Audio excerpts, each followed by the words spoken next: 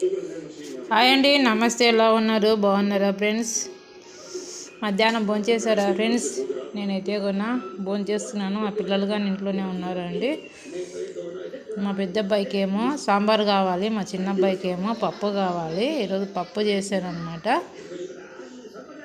సాంబార్ అంటే మా చిన్న అబ్బాయి తినాడు, మా వారు తినాడు. పప్పు అయితే కొన్నా మా పెద్ద అబ్బాయి ఒక్కడు తినారు, అందరం తింటామన్నమాట. ఈ పప్పు ఎందుకు చేసినావు మమ్మీ అని అన్నం చూడండి కొంచెం కొంచెమే తినాలా వద్దా అని ఆలోచిస్తూ తింటున్నాడు అనమాట. చాలా దిగులుగా చూడండి. పప్పు చేస్తే మా ఇంట్లో అయితే కూడా ఇలా ఉంటుంది. నా తిప్పలు అయితే కూడా. మా చిన్న అబ్బాయికి ఏమో సాంబార్ అంటే అసలు నోట్లో పెట్టుకోడు, ముద్ద పెరుగన్న తినేస్తాడు.